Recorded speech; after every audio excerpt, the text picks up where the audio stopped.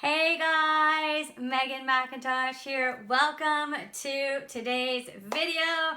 I hope you're having a great Monday so far. Today, I'm really excited to talk to you guys about brand strategy.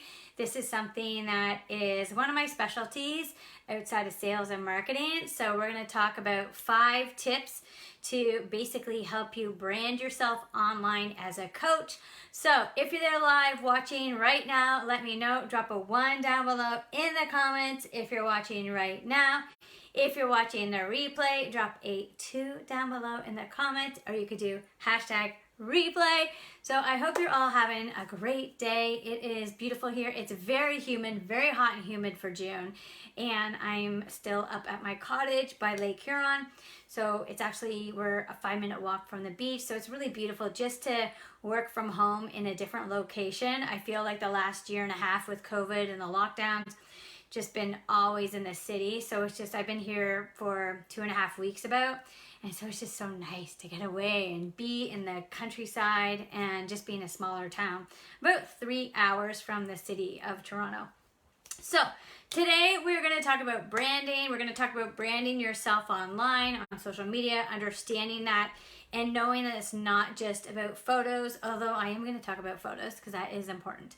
So first off, number 1, okay, I'm going to give you guys 5 tips today. It's going to be so super easy today, super quick, but they're things that you might already know, but things that just a great reminder about brand strategy. And when I think about brand strategy, I think about how do you set yourself apart from other people online, and how do you brand yourself in a way so that people, when they watch you, when they interact and engage with your content, that they feel you, right? They feel the essence of your brand and they understand what you stand for. They understand your, so to speak, why and your mission, your bigger mission. And so that whenever someone is about to purchase something from you, they have a good idea of what you're all about, right? When we think about brand strategy for brands, it's really about how do you, for instance, like toothpaste, I just thought about that idea. How do you decipher the difference between Colgate and Crest, right? Is it the TV commercials, the advertising? Is it the branding and the colors on their, boxes? Is it the way you feel like, oh, I feel like I'm really being healthy when I'm using this toothpaste? I know when I used to be growing up, I'm not really I'm definitely someone that is not like a brand evangelist for certain brands, although I will give you a brand that I am a bit of a brand evangelist for. Toothpaste, definitely not. But I know that when I was younger, I used to mostly have Crest. I don't know if it was just more common. And then as I got older, I remember when Colgate Total came out. It's like this branded Colgate Total. And I don't know what they did, but they did a really good job of branding themselves in that Colgate Total brand. And from that point on, I mean, I don't do it now because I actually use a lot more natural toothpaste and just different things. Some for my gums as I get older, feel like I just want to make sure my gums are healthy, right? So now I buy like branded, I actually bought, I think I bought Colgate for gums, right? Just to make sure that my gums are healthy. But I remember when Colgate Total came out, the branding on their packaging was so genius. And actually at my cottage, one of my friends came up to visit this weekend and she had the Colgate Total. And it really is like, it was because it was like the total package, right? It's like covering your cavities, covering your gingivitis issues, covering sensitivity. Like it was everything, right? In like 24 hours, like I don't even know if there's like a little dial on it, say like lasts for 24 hours or something. Probably not. But I just remember it seemed like to me, like I felt like if I have Colgate Total, this was like a few years back, like I'm set, like this is the best toothpaste on the market. But only why? Not my dentist never said anything about this. It was just my perception of the brand, right? The way they had done a good job of showcasing the values and the benefits of this specific brand of toothpaste, right? I didn't even go to a professional to say what's the best toothpaste. It was literally something that I perceived by the way they went out and branded on the packaging, as well as in the commercials and the ads and stuff like that. So that's what I think about branding is like, how are you able to set yourself apart? How are you able to have people almost believe you more than others, right? So oftentimes when we are, whoops, my earring just fell out. Oftentimes when we are building a business, we want to do different types of posts and different types of social media content. I don't know if I'm gonna be able to get it in because I'm not in front of a mirror. I think I'm just gonna, there we go, I got it. Do different types of posts and social media content. We want to have testimonials and case studies, right? That's often a part of a brand. And if you look at big brands, they don't always have that. They might have before and afters, or they'll have a strategy where you look at a commercial or an ad, and like for instance for Colgate or any type of toothpaste, you'll see like the teeth and how clean they are and that kind of thing. But you don't necessarily need that if you have a really good brand strategy. I mean, you're always going to need that kind of thing where you're going to have proof and results, but brand strategy encompasses everything, right? All the elements that basically point to you being the expert and you being the best at what you do. So whenever I want you to think about your brand, I want you to think of that whole essence of what you offer, and understanding that even an individual offer that you sell, like for instance, a coaching program, you could brand it a certain way separate from a mini course or another coaching program, right? So you have your overall personal brand of you when you're going out online on the internet and promoting yourself, but then you also can have specific smaller brands of your specific coaching programs and products that you're selling online, right? You can completely brand something so that it stands out and it can be known for something. That coaching program can become known because of the way you branded it, the way you've talked about it, and that. So now I'm going to go into the 5 different tips that you can think about when you're branding yourself online as a coach, so that you can think about these things and maybe implement them yourself. So number 1. All right, number 1 is professional photos. Now I know in the write-up of this, I said you don't have to have 1,000 professional photos, and I absolutely don't think you need to have 1,000 professional photos. But I do believe that if you are building a personal brand, you should get some photos done that are, whether or not you get them done by a professional or not, they do have to look good, right? If you are building a personal brand, if you look at Instagram influencers, there's photography involved, right? People are very visual. And so if you want to make sure that you stand out, you want to make sure that your profile photos and anything that you're putting out there when you're putting out your posts, they look nice, that you look professional, or you look the way you want your brand to express yourself as, right? So I find that, it's really important that people know this, but for some reason they don't always take it to heart. And any type of photo that you put out there, what is that photo saying to the person that's purchasing? And is that specific photo that you're putting out attracting the type of clients that you want to bring in, right? So if you want to attract clients that are professional, or if you want to attract ambitious people and you want to attract people that have money or influencers, you want to think like, how do they think, and what is the type of brands that they follow, and what do they believe to be true, right? And so I think that it's a disservice to yourself if you're putting yourself out there and you might have amazing content, but then your photos don't do the content justice, or your graphic doesn't look well done, right? And I say to my clients, just use Canva or get someone else to do graphics for you if you're not that great of graphics, right? Or if you're worried about, I can't afford professional photos, there's so many different iPhone photos, iPhone filters that you can use, or Android filters. You can use a ring light. I'm actually in front of a ring light right now, and I have a miniature ring light. I don't know where it is. It's in my room somewhere. I have a miniature ring light, so if I was outside with just my cell phone, the ring light I have in front of me is an 18-inch ring light, but I do have a smaller ring light that I can put with my cell phone, and just because it does make you stand out better. If I was doing this video, the lighting isn't the best in here, and it just wouldn't look as professional. It wouldn't, I mean, I'm not like dressed up professionally, but I did put makeup on and I put earrings in, right? I wasn't wearing makeup or earrings all day, just until my live. So I want you to think about that. I want you to think like, hey, and also the way I've organized this setup, right? Like I'm in the middle. I'm not like too high up or too low down, right? Like hate when I see people and their videos are like they're way down here and there's so much space. Like you have to think, how do professional photos, how do people put themselves in the portrait of it, right? And what is attractive to that. So if you can't get professional photos done, don't worry about that. But what you should do is look at photos online. Like I recommend you look at different angles.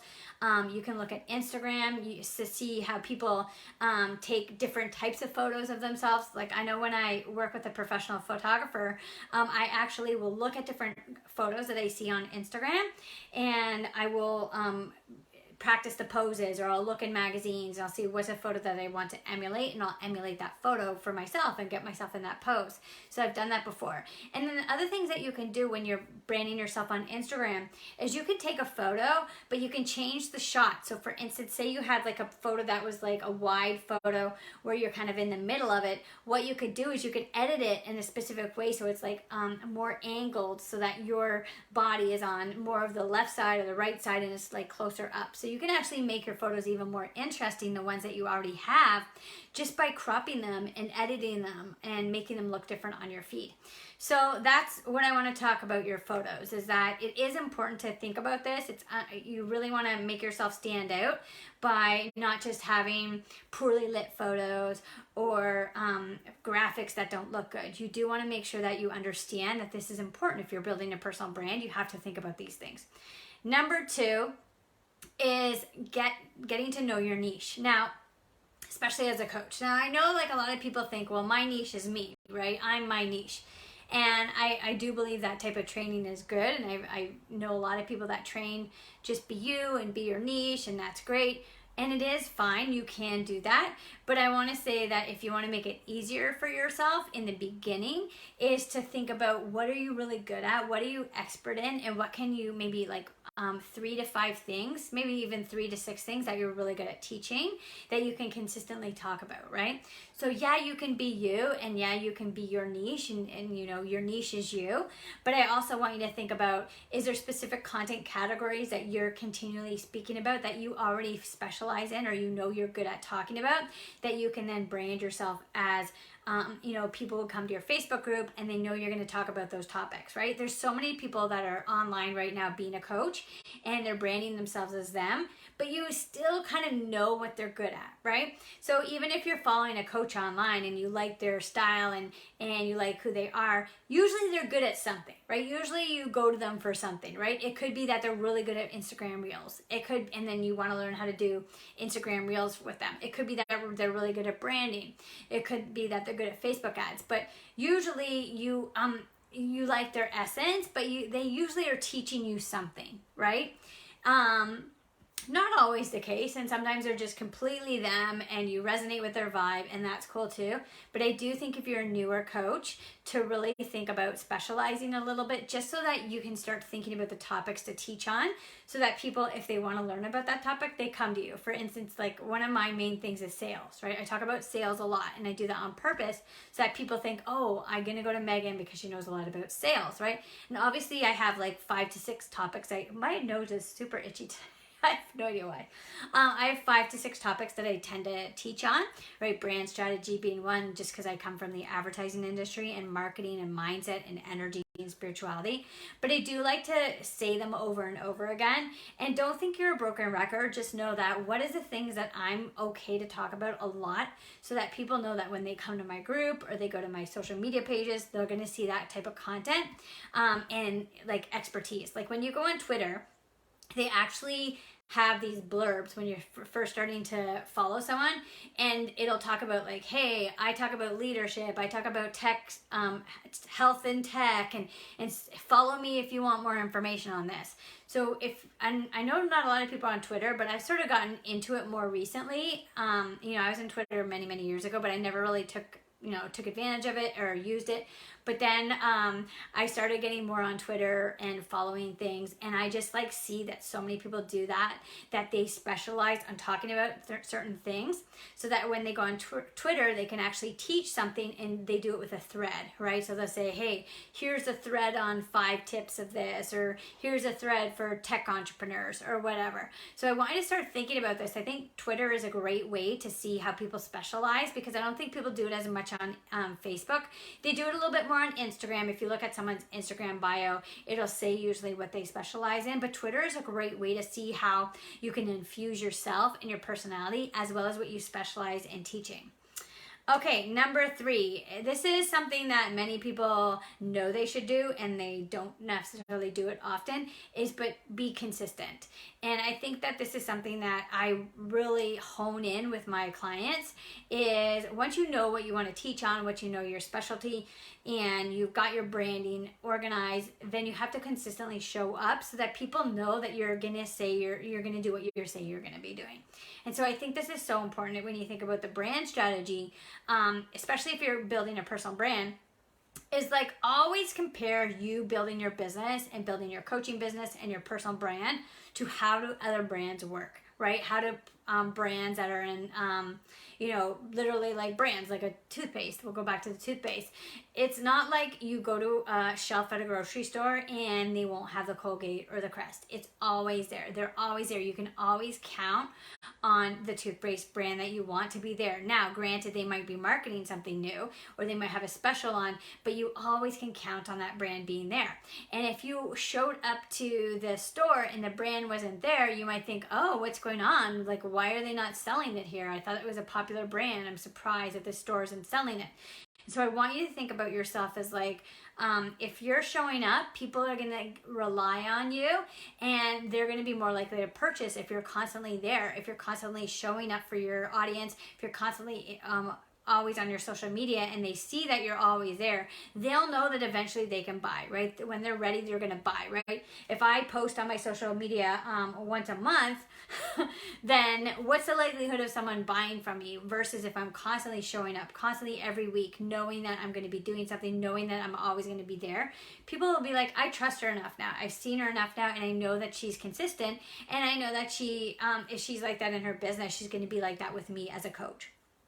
Number 4, this is something that I've taken programs on. I took a course by Kat Corroy, who's like an Instagram specialist and expert, and she taught about colors and for your Instagram feed. And I think that Facebook, you don't need so much the brand and the look and the strategy, but I do feel like if you're doing Instagram, it is a visual medium. And I want you to think like there's so many people out there that are competing for your attention. If you could start thinking like, how do I want my colors to be? What do I want my vibe to be and my style to be online? And you play around with the tiles on your Instagram. I use something called Planoly to organize my Instagram, but you can use Later, Hootsuite. There's so many different ways that you can organize the way the tiles look. But I literally took a deep dive into color and understanding like fonts as well as the essence and the vibe that I wanted to be. So for instance, when I first did Instagram and did the course, I really was looking at blue and yellow as the colors that I was going to have predominantly on my Instagram feed.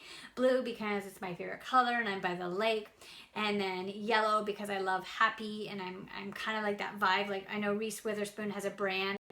I can't remember what it's called, but it's her production company, I believe, or it's her women's book. I don't know. She basically makes turns books into productions and mostly women led.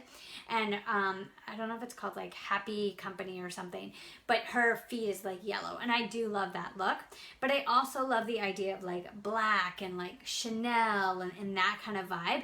So I was sort of like playing with the yellow and blue, and now I kind of have more of like a Chanel color. Like I was actually looking at magazine ads, which you could just go to Google Images and look at the way the Chanel ads are with like the black writing in bold and like a specific font. Now I wasn't stealing their font or using their font, but I like the idea of how the font was like bold and then the black and the white color. So I want you, and why did I want to do that is because I wanted that specific feeling of like that prestige feeling when someone comes to my feed is they see me as that fun and happy person, but also with the vibe of I'm serious, right? I'm serious in business. I wanted to be like if you think about like fashion designer brands, like to me, I feel like I always liked Audrey Hepburn, like growing up, and I was very I was a bit of a hippie in high school, but I was also very preppy before that. And I always liked Club Monaco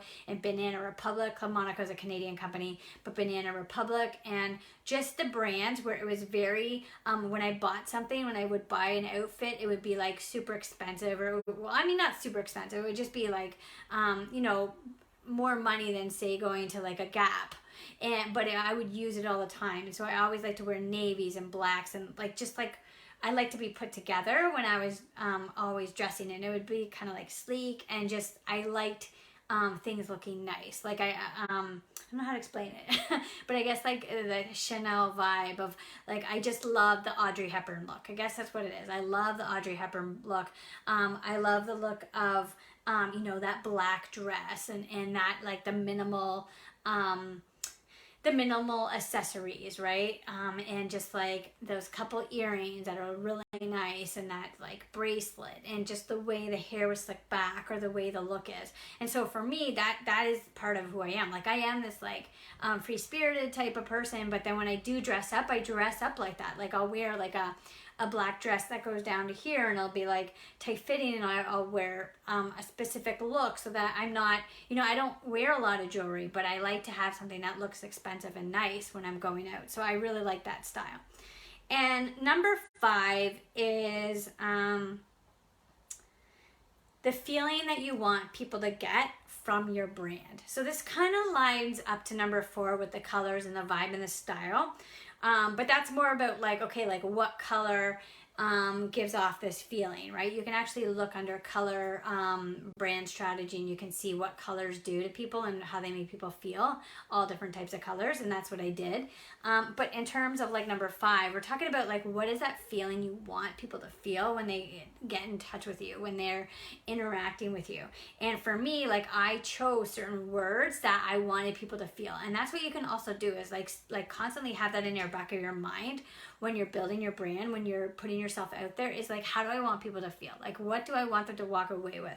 And so for me, it was like happy, because I do feel like I want people to feel happy. Like that is me. Like I am very happy, and that's my personality. And so I just wanted that uplifting side of things, where you're inspired and you're uplifted and you're positive, and that.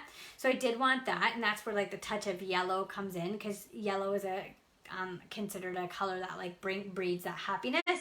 But I also wanted like that empowered and like that powerful women look, and so that's like where that Chanel black, and like that black and white, and like that woman that comes across as very ambitious with like that bit of red, right, that bold red to it.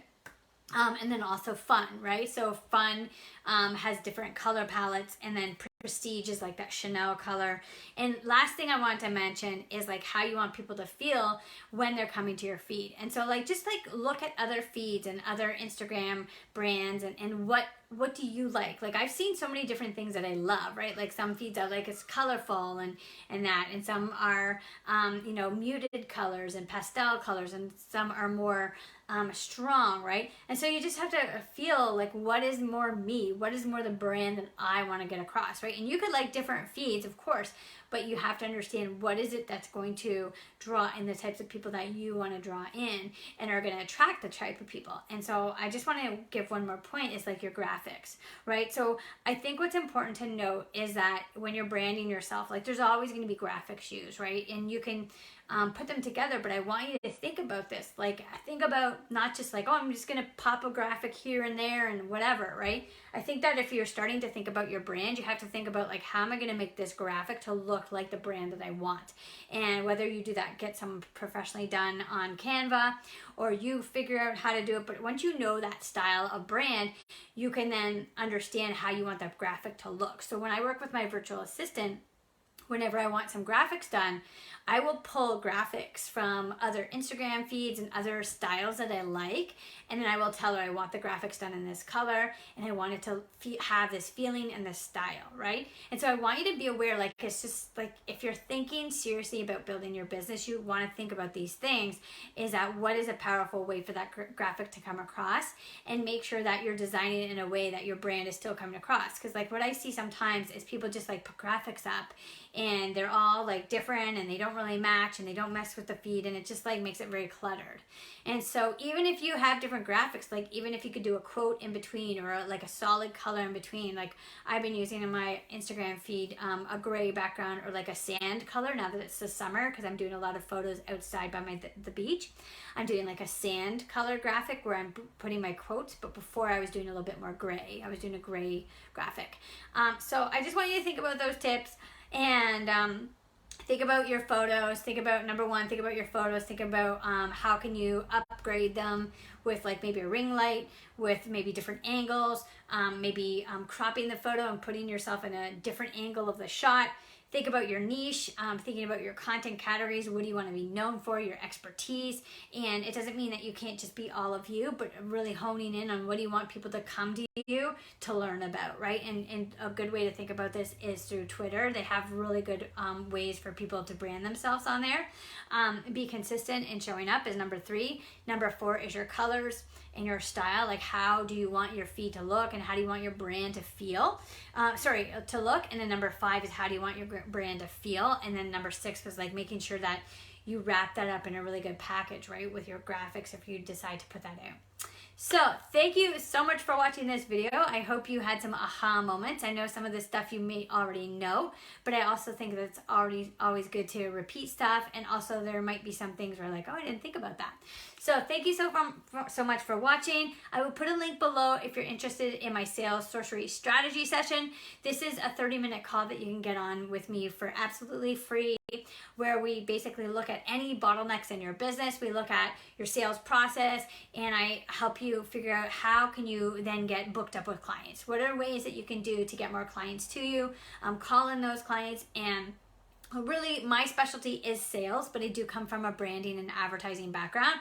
So I can look at your social media platforms if you want and to see, oh, I might shift this around, but also like your messaging. So it really depends on where you're at in your business for me to really do that sales strategy with you to get you more sales, right? So you could be at the beginning of your business just starting and we can say, hey, this is how you can get your first few clients.